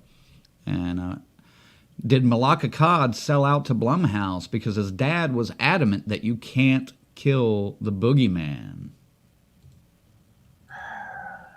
I remember that. Though.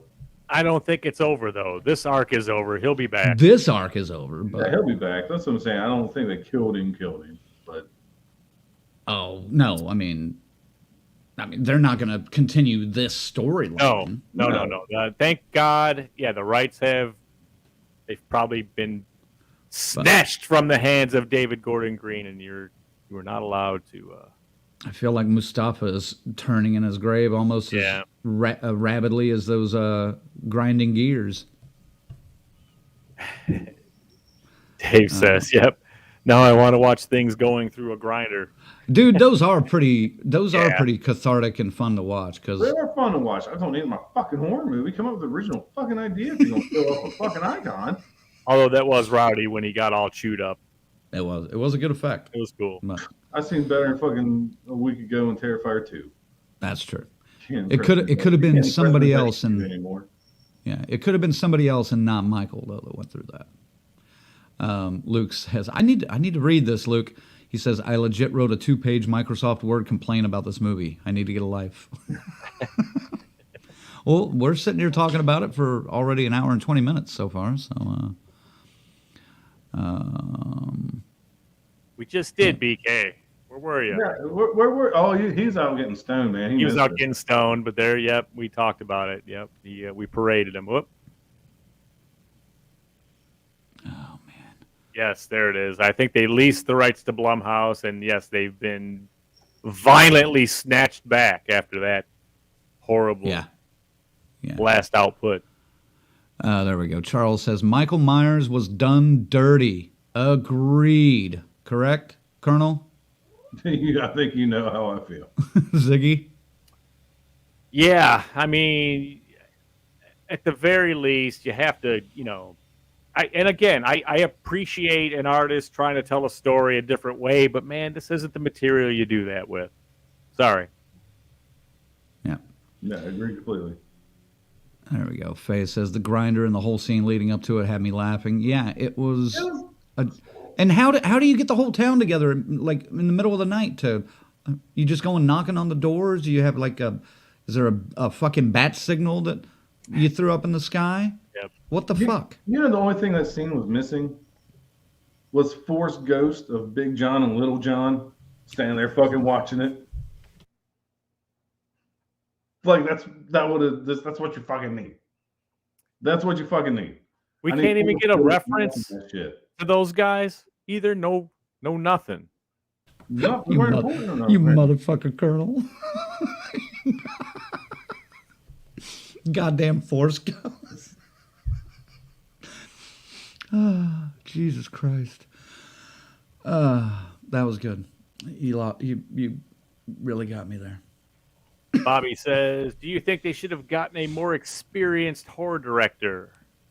Well, no. I think they should have gotten someone that was a fan of the fucking material before he took it on.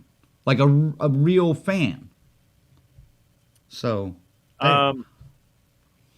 Yeah, I mean, I believe he saw the movies and stuff, but I don't know. I believe once he really didn't have anything concrete beyond 2018 script, and so I don't know. This guy, again, the material was bigger than the fucking guy, and it fell on him. It crushed him. They bit off way too much more than they could chew, and they're about to do it again with fucking Exorcist, and I now have zero hope for that those movies now. That's going to be, they're there. They are. What is it now? Lionsgate. Blumhouse is now the Lionsgate. What is the other one? It's just, I've been making that comparison for a couple of years on the show. Yep, they've achieved it now. It's cemented. Yeah, maybe. Yep. All right, Laurie's final words of the film were evil doesn't die, it changes shapes. It wasn't the actual final words, but that was like her summary at the end of her book or whatever that she's writing. Does this summarize the trilogy well for you or the franchise as a whole, Colonel?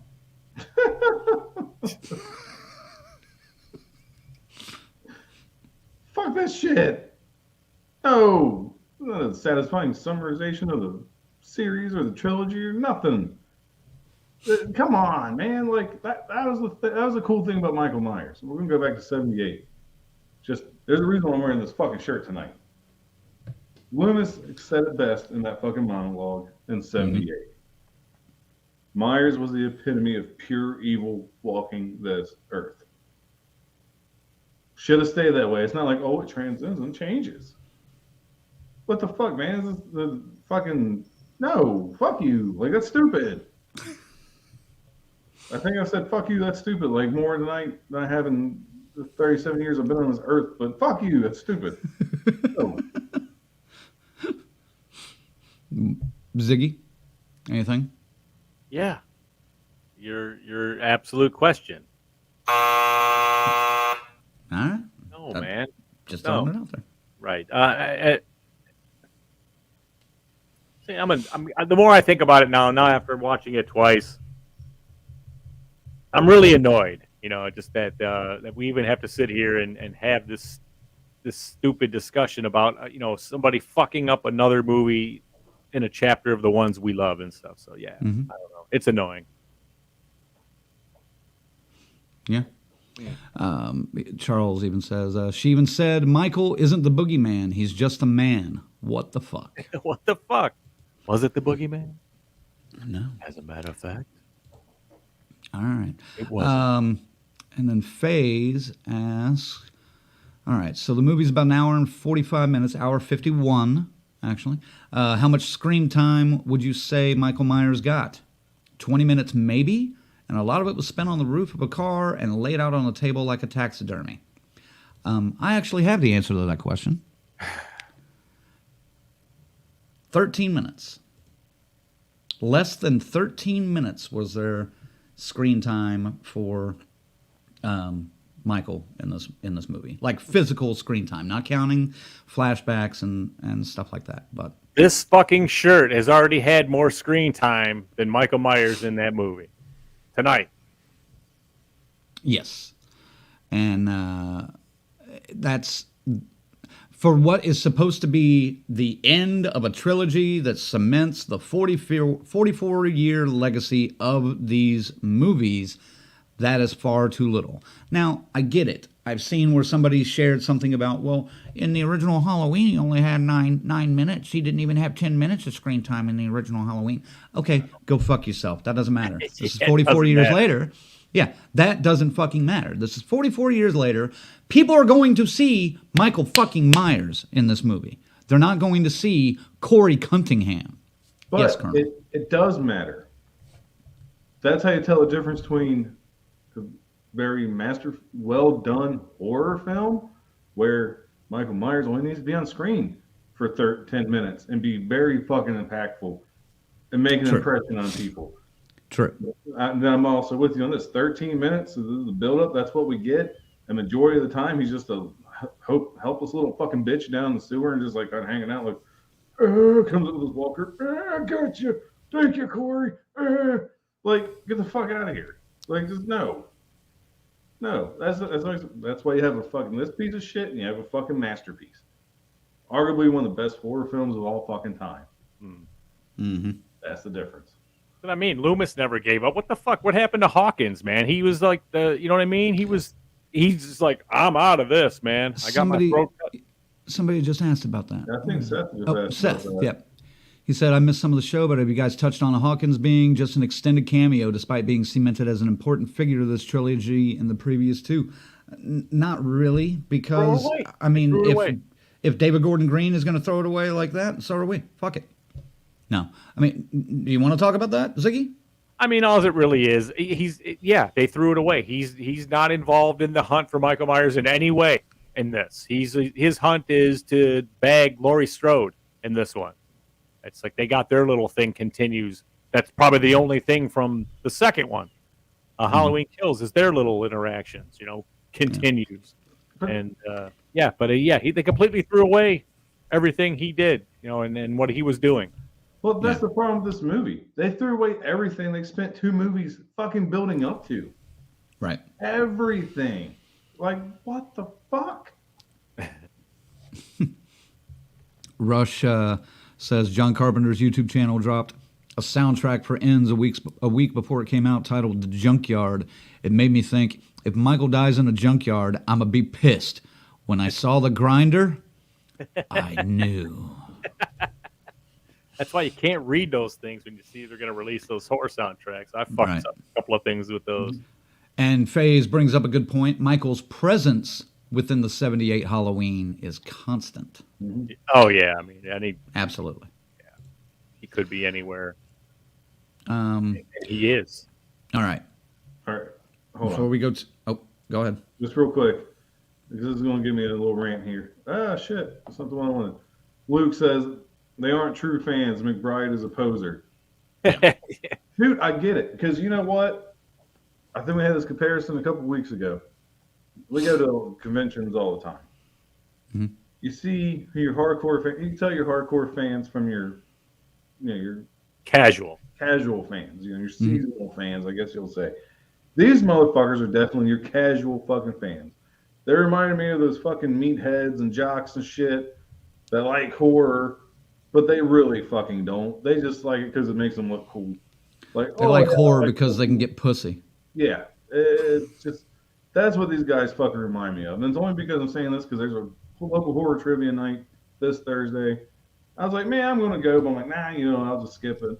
So I was looking at the fucking comments, and this dude, muscle bound dude's like, I'm gonna win this easy. I'm like, fuck you, bitch. Challenge accepted. I hope you're there because I'm fucking going. And this fat guy's going to take you the fuck out. Like, I know more than you, son. Take him to church, son. Get good, son. Sorry, I'm just saying. These are your casual fucking fans made a fucking Halloween trilogy. Oh, man. Yep. Agreed. All right. Have a theory. I have a theory that I want to throw out at you guys real quick. So hear me out here.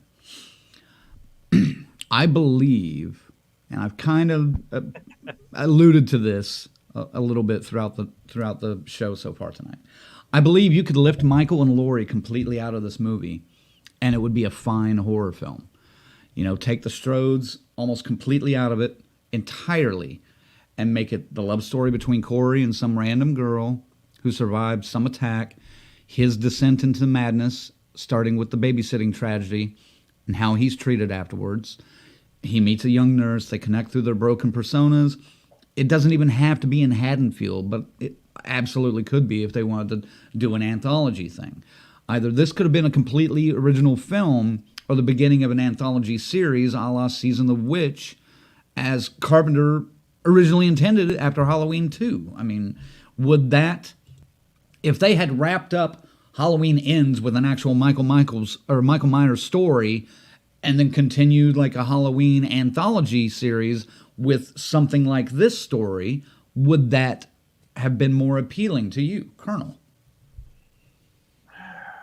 I mean, we're going to, yes, but also we're going to rewrite this entire fucking script and everything.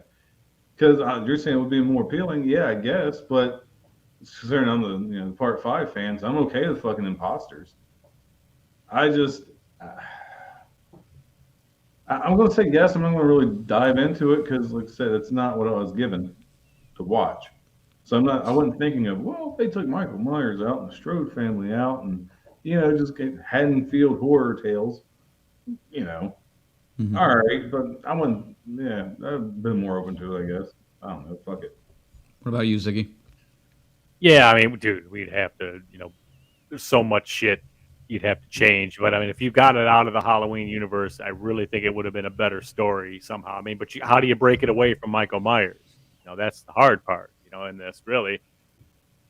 If I love an anthology thing, like what I was saying earlier, what I would have done, I would have had it kind of start the same way, but then I don't know, he just goes into that sewer. Maybe those bullies drag him in there and leave him, and he can't find his way out, and he stumbles across. He's obsessed with the whole Halloween murders and everything, and stumbles across Michael Myers' dead body, succumbed to the wounds of Halloween Kills. He did get shot a bunch of fucking times, and he takes the mask and takes the knife, and just then I would have been better that way with it, I mean, or even not even mentioning it as Michael Myers, I mean, but how do you do that if you're going to try to keep it in this world? Then again, like they said, Halloween 3 would never be any good and nobody would ever love it. And look at it now, man. It's one of the most favorite of all of them. I wouldn't go that far. Of Halloween movies? Oh, I mean, they go like 1, Halloween 2, 3. 3? 1, 2, 4, 3, they usually go. It's like, it's got a rating of like 27% or something on Rotten Tomatoes, so. You're putting too much stuff in the right. We know that's ridiculous. The only one that's worse than that is Resurrection at 10. So, and Ends is at 40 currently, which started at like 98 less than a week ago, and it's already at 40. So that ball is dropping like fucking New Year's Eve. It'll be interesting to see the box office this coming week. What happened? I think it made like 41 domestic. Right. But it was 60 worldwide. Well, it was scheduled for like 55 domestic, I thought, so. Well, it's more impressive to me because this is Halloween. It's a big title. People are still going to go see it. Terrifier 2 is up to 2.1 million gross. Right. In an eighth of the theaters that this is in. Yeah. One screening per night as opposed to 10 for Halloween Ends or more. So, yeah. I mean, that's insane. Congratulations to Damien Leone, David Howard Thornton, and all those guys. Here we go. Agree with Crank as far as script storyboard. Take Halloween out of it, and it might not have really sucked. Luke says, "I want another anthology movie." Yeah. And agree, Red Crank from Iceman. That would have been better. Kind of like the new Child's Play. Don't call him Chucky. Yeah, I said that with that too. And That's Michael. Well, now that Freddie, Jason, and Michael have all taken their turns jumping bodies, I guess we know what the next Texas Chainsaw is going to be about. Ooh. Now I just need That- Michael in space. There we go. Resurrection. Luke says Resurrection is the Godfather 2 compared to Ends.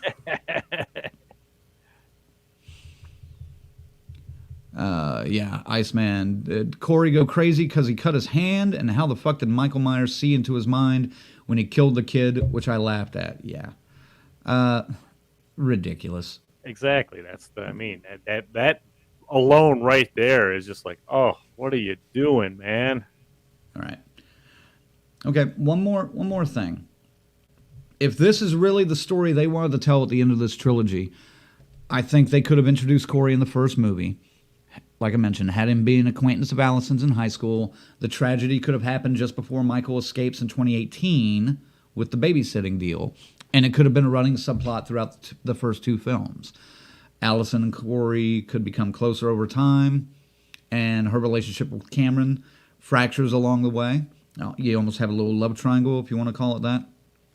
And the third movie could have begun with Corey being exonerated of the crime among major protests outside the courthouse, showing that he would never be able to live a private life in Haddonfield, and the rest could almost go as told, but remove the Michael-Corey partnership, just have Michael return for some reason, begin to kill again, Corey decides to do the same as a Michael copycat, and then the final confrontation could have been two Michaels attacking Laurie, and her becoming confused as to who was who, and feeling like her paranoia and psychosis were returning.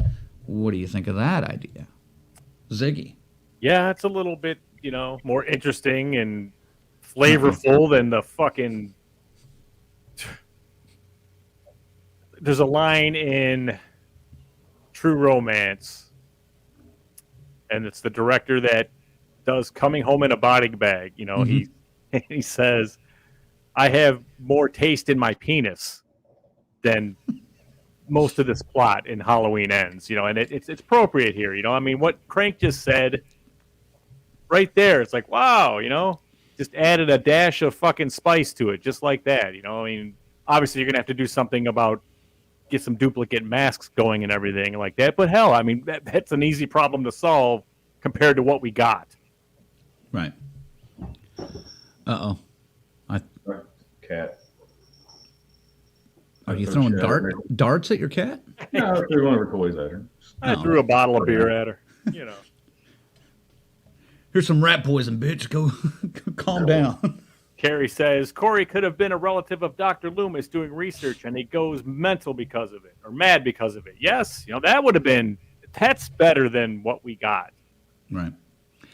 Colonel, what would you think of that as an alternate storyline if we could have gotten it? You want me to be honest? Sure. No? Fuck no, dude. No. No? I can see them getting twists, grabbing each other, fighting, rolling around. Oh, don't shoot me, Lori. That's the real Michael Myers. I just have to find out in my head, dude. I can't. It's too close to a fucking comedy, man. I can't do it. Simpsons did it. Like, no, I just. Yeah, can't tell which one's real. Sorry. I just. Whoop. I think that would have been better than what we got. Slightly. I just. Yeah. It's. Now maybe if Michael was doing the killings and Corey's the one getting the blame for it, like he was getting arrested and getting grilled about it and shit, and people really didn't think That would be part of it, yeah. Right, cops beating his ass and stuff in the I could jail. buy that a little more than both of them meeting up and fighting. That's just a little. All right. Sorry. All right. Where was that? All right. Bobby, question. What storyline would you like to see for the next Halloween? We're not going to get Jamie Lee Curtis back, so... Nope. Clearly, don't know. there's only one route to go here. The Jamie Lloyd line. We got to go back. And we got to get Daniel Harris back on this fucking motherfucker, man. That's all we got. It's the most logical thing to do. No? I would love that, yeah. Yes. Why not? Explore, and I mean that goes with what Luke was looking for earlier too. How about exploring that Thorn, scenario? the Thorn curse. Because a lot of the Thorn fucking cult rules are pretty fucking stupid. That's why I don't really like the Thorn Well, I story. still think we'll pick up on it. If you don't want to do Jamie, fuck, you got Uncle Daddy Michael in 6. Pick up the story with that fucking baby. See how fucked up that, Yeah. that kid is now as an adult. Like, I think we ignore 6. and we pick it up right there, or just catch now. It's Jamie Lloyd, her 20 years later, and shit like that. You know what I mean? So, Well, how about we ignore 5 too, so Ellie Cornell Yeah. can come back. yeah. or I have a I direct sequel to Halloween 3. 30 years later, the they're aftermath. talking about that. I love it. Yeah, a I'm little. good with Is that a fan project though, or is that an actual enough. series or something? Wasn't it? I think it's a fan project that's doing like a direct sequel to Halloween 3. Of course. That'd be awesome. Well, you got to get Tom Atkins involved somehow, and good luck. He's too old. Although I good would luck love with that. I would love to see the storyline with the fucking Silver Shamrock Company go beyond there. That's great. Let them try again. It's been enough time time to take over the world again. Yeah. See, Charles says a sequel to 3 would work. Yes. I think I'd rather get that over continuation of Jamie Lloyd's story. All right. Just I don't give it a know. little break a little bit. Like, Iceman says Myers in Japan. I don't know how he'd get there, but where was the other one that I saw? Oh, Third Channel. That's it. The fan film. There it is. Oh, yeah, there it is. Bobby says, what if they gave Michael Myers a love interest like him, Bride of Chucky, an obsessed female fan of serial killer, has a thing for Michael? God, no. no, that's a hard no for me. Man. That would just get too comedic. Yeah, and then Carrie says, yeah, she's an exec producer for the Third Channel fan film. Good, cool. Keep us posted on that, because we've heard a little bit about it, but not a whole lot yet. So, here we go. Here's a good question before we wrap this up. Tarek says, that's a good pick 4 films from the lot to best represent the ideal story in your view. I don't know if I don't know. I could definitely do 3. I don't know if I can pick 4. I can do 3 twice. 1, 2, and 4, and then 1, 2, and H2O. Those are the ones I like. I would go 1, 2, 4. Very Alex, I really like 3 a lot, but it doesn't count. So 1, 2, 4. Ziggy. 1, 2, 4, and I'll throw the curveball. I'll go 2018. We're gonna pick 2 that. 1, 2, or 1, 2018. Yeah, like you know what I mean. 1. If you had 2 timelines that you keep, I said 4. Oh, am I reading the long thing? I can't. Yeah. He says that's why I said 4. I totally knew you guys would be like 3 or 5. I can't. But I did 4. 1, 2, 4, and then H2O. Not all together. Just you watch But that them. can still work since Jamie was kind of giving up. And Right. she kept Well, again, man, H2O, that ending. If they hadn't screwed that shit up, They didn't screw that shit up until Resurrection. I know that, man. I mean, but I literally wanted to get up and leave the theater when they did that. I was like, really? This is what it's come to? We got an imposter, and he dressed them all up and taped. Okay, all right, here we go. Yeah. Let's go. Alrighty, final thoughts and score for the film, guys. Fuck. Which one of you wants to start with these? So give it Zag. You sure?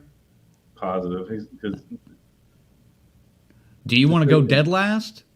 You want me to go second? it don't matter to me. It's whatever you guys want to do. I just don't want to go first. Ziggy, you're starting us off. Yikes! Halloween ends. Boy, Halloween was the one that warped me to the shape that I am now. I was so excited to hear that we're getting a 40-year sequel, legacy sequel. I love the legacy sequel concept. And then, 2018, great on the first view. And every time I watch it, I like it a little less, especially Dr. Sartarian. And Halloween Kills. Yeah. Never thought I would think it was better than this one. And here we are. Halloween Ends. Interesting start and different artist, filmmaker take, but you fucking shat all over the source material, man. Halloween Ends. You got to see it, folks. You have to, because it's part of the whole thing, but prepare for disappointment. I'm going to give Halloween Ends a 4, and I think that's generous. It's very generous. Colonel? Okay. Gonna kick us off like Zag did. Flashback when Legacy Trilogy. Cool. Halloween 2018, saw it. Really liked it. I'd still probably rank it in my top half of the Halloween films. You know, it loses its luster with its viewings. That's okay. Kills was fucking terrible. And I made the joke a week ago, and I've been making this joke for a while now. Halloween Ends. I can't wait to see it because I can't wait for this trilogy to end. Boy, was I fucking right. Started with a bang, ended in a whimper. It was just fucking awful. I'm trying to think of good things to say about this movie. I did appreciate the DJ's death scene, well, the after effect, the record skipping and the tongue on it. That was a nice touch. But that's really about the only nice thing I have to say about this fucking movie. I'm just being nice and calm here. Just, you wasted my time, my effort for 4 years into this trilogy for it to pay off like this. I feel cheated. We covered 2018 so fucking much. And I thought it was a waste of time then. And it's definitely a huge fucking waste of time now because that's the payoff we got. Yeah. I'd say if you haven't seen it, see it because you have to finish it off. You got to see what their big idea and their chef's kiss as a send off to Laurie Strode and Michael Myers. I never thought I'd say this ever in my life. Resurrection has been replaced as the worst Halloween film in the franchise for me. Halloween Ends has cemented that spot and will never probably leave that spot.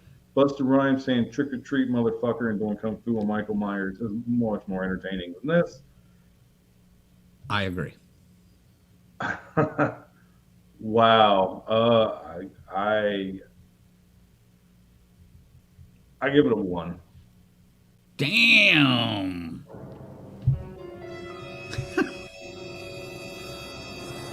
I was going to give it a 2, but I felt that was too generous. Like This dude, Colonel, you have never been sexier to me than you are right now.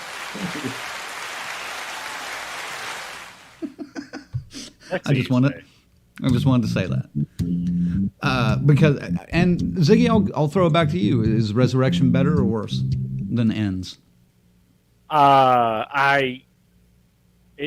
Something really happened with me within my love and passion for the Halloween universe when Trick or Treat motherfucker was uttered.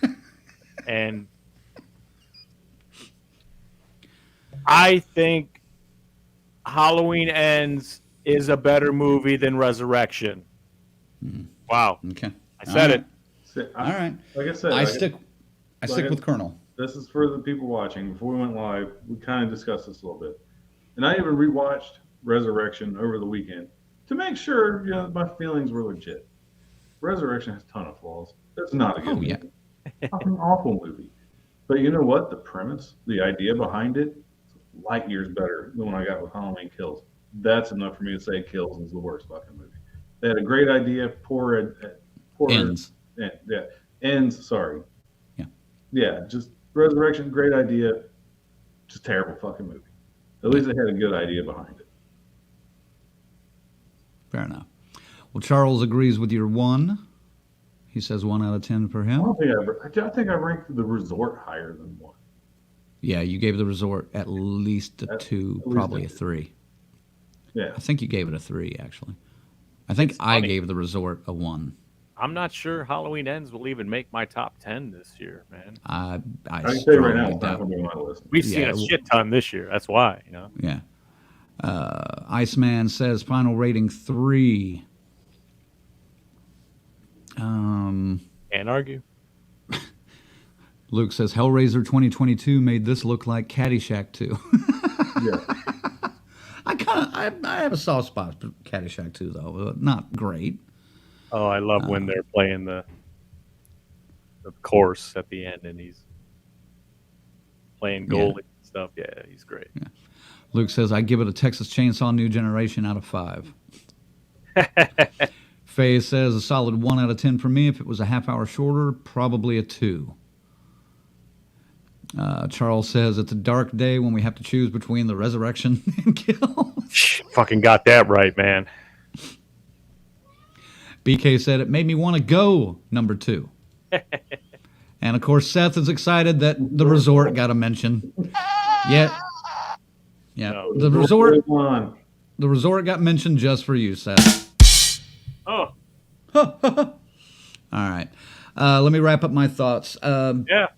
Halloween Ends was an insult, straight up, to Halloween fans, even those who have stuck with and defended David Gordon Green throughout this trilogy. I don't completely blame him, though, but also I'm going to throw a little blame at Jamie Lee Curtis because I feel her conscientious agenda that I think was added to this final script and even kills at her insistence. If Jamie Lee Curtis hadn't been in this final installment, maybe she was killed off in Kills. This final film could have served the franchise and the fans a little better, I think. I see a handful of fans applauding the movie as a fitting send-off for Laurie, and in a way I can agree. Laurie kills Michael and destroys him in front of the whole community, which likely made them forgive her for everything that happened in the past. But the fans deserved more. The fans deserved Michael, not an Arnie Cunningham clone to serve as a minion for an emasculated Myers. The fans deserved a long-running battle between Michael and Laurie that included extended fight sequences, that cat-and-mouse game that we've grown to love, not 6 minutes in a small fucking kitchen. I don't mind that Allison shows up to save the day, but I still feel Laurie and Michael should have died together. Allison could have shown up just a second too late. This would have allowed Allison an easier way for her to start over her entire life and get out of Haddonfield, which would have been a more appropriate solution for Laurie in the first place. Wait, didn't they try to do that in H2O? Oh yeah, I digress. They tried to leave Haddonfield before. Never mind. Finally, if the makers of this trilogy would have been honest to the fans, I would have been a little more on board. Don't tell us to expect the final battle between Laurie and Michael and give us only 6 minutes of that. Tell us in the trailer that Laurie has moved on, Allison is trying to find herself after losing her parents, and that a new boy has caught her eye, but is he the perfect catch or the shape of something evil? The marketing of this movie from day one misled and betrayed the fans, especially this one, this fan right fucking here, and left more pissed off. I left more pissed off in the theater than I've ever been. I appreciate 2018 for what it was and the story it seemed to begin to unravel. Kills was a disjointed second act with bad casting and too much of a break for social commentary in the middle. Ends was more social commentary than slasher and felt unbalanced throughout. I like the exploration of trauma as it was approached in 2018, but god damn it, they went overboard with it in the subsequent films, and it hurt the franchise tremendously. Out of 10, I'm giving this a half point. Fuck you, Halloween Ends. Now I know why he wants to go last all the time. He fucking writes this shit out beforehand. And fucking reads what me and you. I had to. I had this one. I absolutely. This one I absolutely had to because I had my fucking bullshit. Just like I kept trying to think of it like throughout the weekend. I was like, ooh, I gotta include that point. Ooh, I gotta include that point. And I was like, I'm never gonna fucking remember all this on Monday. Dude, no, it was good. It was good. Yep. Thank you. Eric says this movie broke my heart.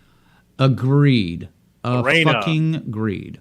4 out of 10. 1 star for the music, 3 for the rats. That does need to be said. Somehow through all of this, John Carpenter and his boys carved out a pretty original soundtrack for it that lightly, it doesn't lean heavy on the past material at all. So I'll give them that. At least an original soundtrack. It's probably one of my points, too, I gave out of 3 for the movie, 1 for the soundtrack. Oh, shit. I don't even know what this comment says, but I saw one of my favorite weird movies of all time. Tarek says, this will be over some heads, but I want a Rosencrantz and Guildenstern Are Dead version of Halloween. Just Michael and friends while he wasn't in the series, with hijinks that loosely explain why he was missing and reappeared each time. God, that would be kind of fun. That would be a whole lot of fun. And if any of you have not seen Rosencrantz and Guildenstern Are Dead and are Shakespeare fans at all, and it helps if you smoke a little pot, check that movie out sometime. I love that movie. I haven't seen it in years, but I love that movie. Seth says, yep, the score is his favorite part. Oh, go ahead. Hit it. Carrie said, this live has been cheaper than therapy. Yes. You're welcome, Carrie. That's true. What is this? William Fraser says, I'm sorry that we, the fans, got WW fucked. I think that's what he's trying to say. Faye says, I like Shakespeare and pot. I shall see this. You'll love it, dude. It's so smartly written. It's such a weird movie, but it's so smartly written. Damn. Charles says, we have classic Halloweens we can go back and watch, guys. Ends is not the end of the world. No, it's but not. It's a slap in the face. It's a slap in the fucking face. And this is why I push for filmmakers like Vincent DeSanti. Give him a fucking shot at a new Friday the 13th movie. At least give him a pass. Let him write a script or a treatment, Give McCrae a chance and Cecil Laird a chance at fucking New Nightmare. I saw a comment earlier about... Where'd it go? As Michael said, Heather Langenkamp has been pushing hard for a Nightmare Legacy sequel. I'd say Ends is proof that Blumhouse shouldn't be let anywhere near such a thing if it happens. Men. But and while you're at it, stay the fuck away from Friday the 13th, too. Yeah, no shit. But let's see what Cecil Laird and Dave McCrae do with Dylan's New Nightmare, which they start shooting, I think he said, next month. So I'm excited to see that. And, man. Anyway. That's all I got. Wow. Here's a good question for Ty, though, before we wrap it up. So I want to see what you guys have to say. So this POS going to get a spot on each of your shelves. No. I'm a completionist. I'll fucking buy it. No, I will not. I probably won't ever get kills either. I've got 2018 and that's it.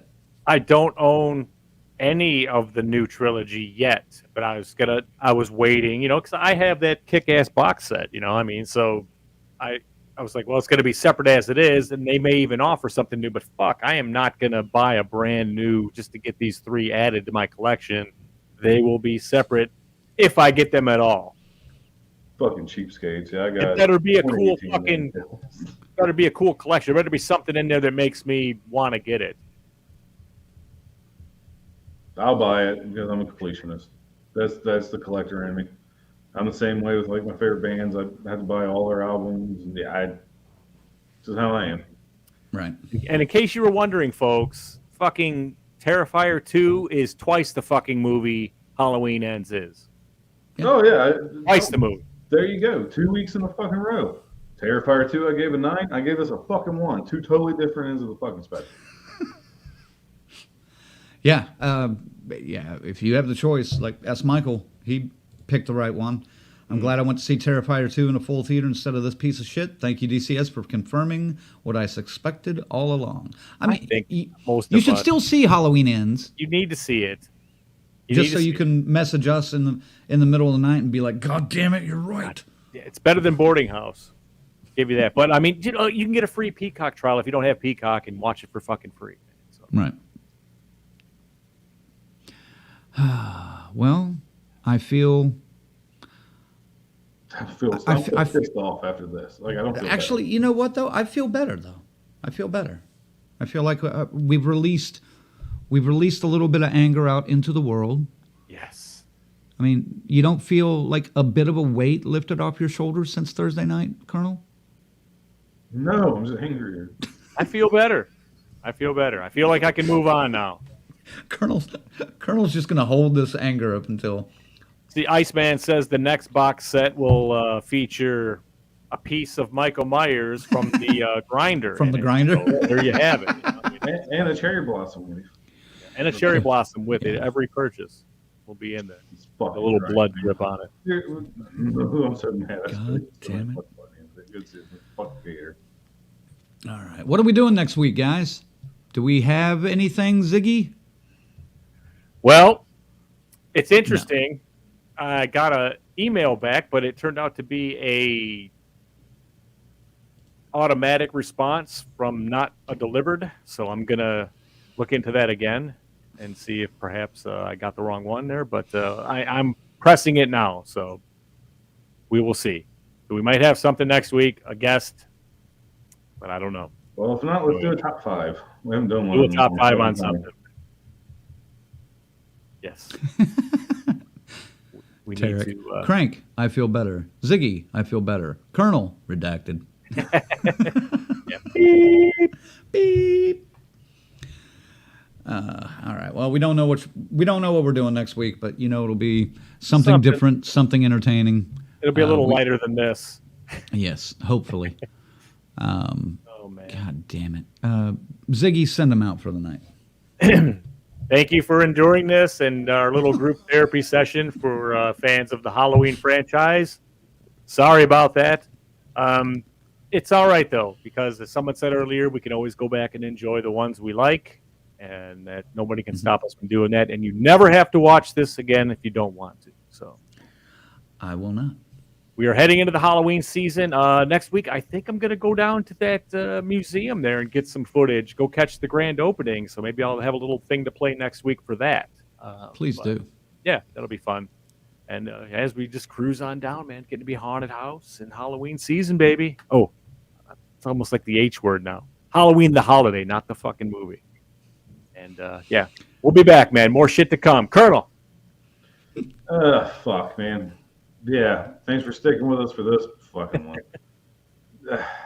I will admit I do feel better knowing I don't talk about this fucking trilogy ever again. Still so fucking angry. You know what, David Gordon Green? Don't wash your dick. Get sick. For everybody watching, wash your dick. Don't get sick. And don't smell like a scoop of Steve. Use Summer's Eve. I have a feeling one of these days we're going to be at a con and David Gordon Green is going to just be there. Maybe not like as a guest, but he may just show up to see somebody like, oh, I just happened to be in the neighborhood. And we're just going to all just gang fuck him out in the alley behind him. I don't think walk by and be like, it smells like dick in here. smell like bitch in here. like fucking shitty. Because he didn't go fucking wash it. Guarantee it's a fucking cold too. Let's just say he's not going to get the Adam Marcus reprieve. No. You know what I'm saying? No. God No. damn it. Oh my God, they have Halloween and Elvira and Chucky Chia Pets, Colonel. Nice. You believe this nonsense? I do believe it. I want to get the Elvira salt and pepper shaker so fucking bad. You guys have no clue. Like I've been holding off so long on buying those. Like I don't need those, but I want them. Thank you once again to our final girls and guys, Corey, Chris, Lorena, Christy, Luke, S. Michael, Patricia, Tanya, and Tyrone, and our crazy Ralph Raymond, and our camp counselors, Stacy Lynn, Orlando, Kiara, and Dave. 80 and Dave, baby.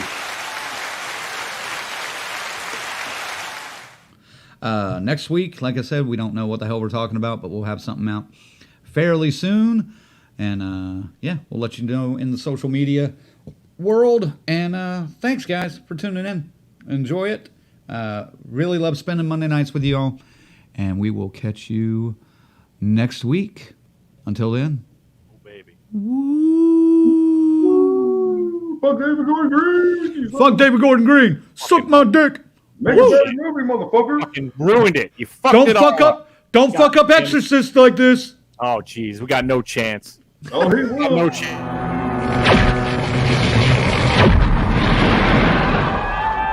Rock and roll!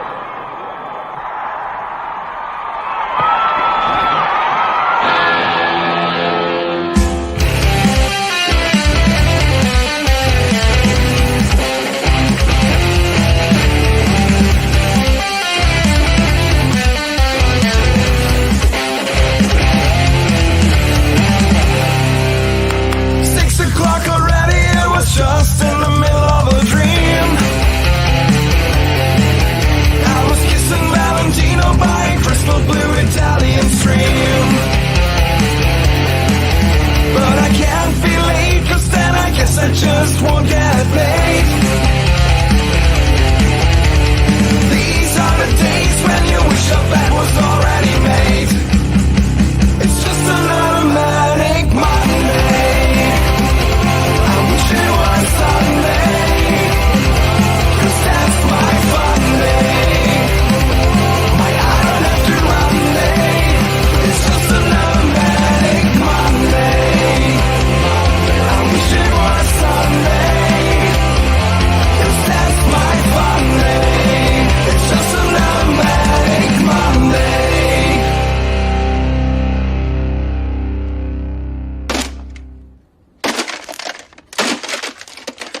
Wow!